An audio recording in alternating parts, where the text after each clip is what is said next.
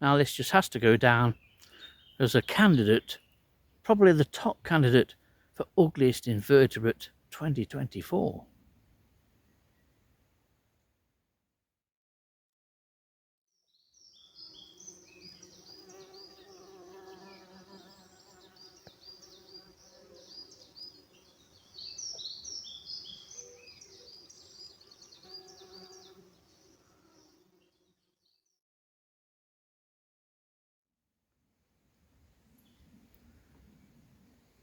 This is one of those occasions where I'm being treated to an incredibly close encounter, and an unusual close encounter. This is Sicus ferruginous. It's one of the so-called thick-headed flies, and you may well be able to determine that yourself. But this unbelievable fly is certainly one of the ugliest.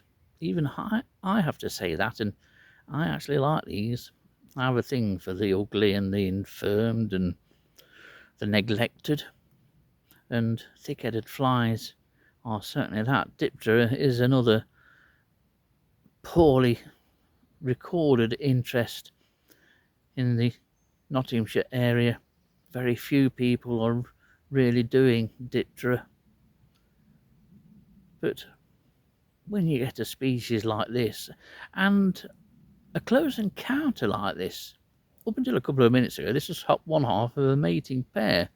The other one went, and this one remains sat on this bracken front, perhaps looking somewhat perplexed about the whole proceedings. These are real predators, you could say.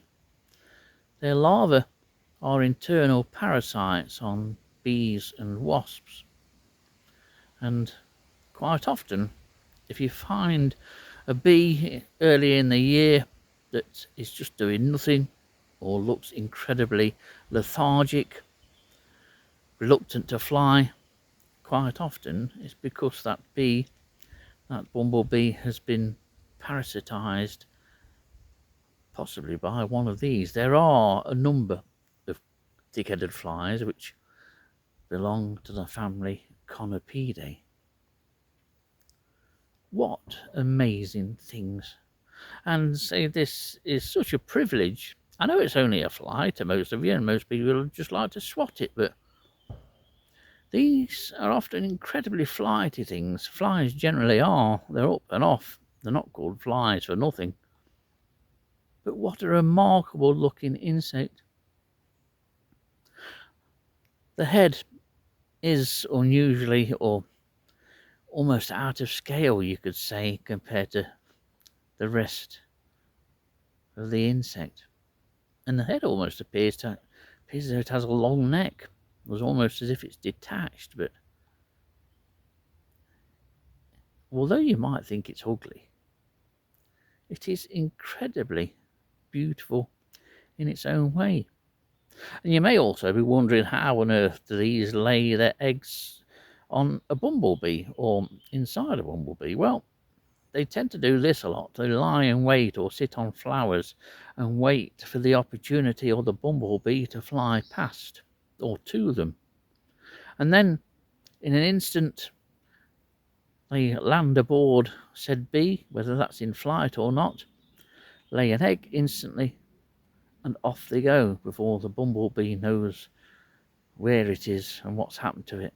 And the bumblebee, or whatever species has been laid on, is ultimately doomed in a week or two.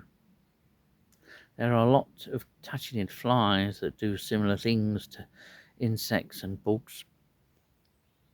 All part of the system, these parasitic species, all to keep numbers in check.